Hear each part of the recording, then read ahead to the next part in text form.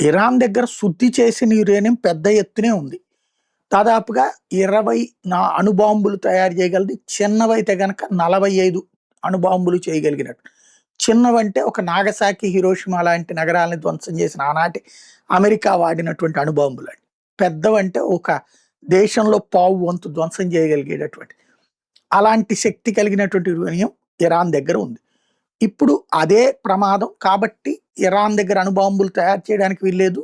Uranium ఇచ్చేసేయాలి మాకు అన్నదే కదా అమెరికా ప్రెషర్.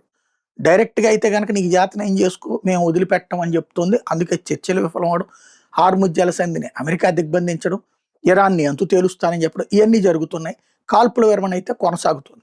ఈ సందర్భంలో కొత్త ప్రతిపాదన తెర మీదకొచ్చింది. రష్యా వర్గాలు చెప్తున్న లెక్కేంటంటే మ ఈ తెర వెనక సంప్రదింపులు ఉంటాయి గదా! అందులో భాగంగా ఇరాన్ తను అణ్వస్త్రాలు చెయ్యబోనని అమెరికాకి హామీ ఇచ్చి, తన దగ్గరున్న యురేనియాన్ని మాత్రం అమెరికాకి కాకుండా రష్యాకి సప్లై చేస్తానని చెప్పి రష్యాతో మాట్లాడిందని, పుతిన్ గూడా అందుకు అంగీకరించాడని చెప్తున్నాడు. తద్వారా అణు నిరాయుధీకరణకి ఓకే అని చెప్పేసినేమో అమెరికాతో అగ్రిమెంట్ అయ్యి, తన దగ్గరున్న అణు పదార్థాలన్నిటిని మాత్రం రష్యాకి అప్పజెప్పేటటువంటి దిశగా అడుగులు పడుతున్నాయి.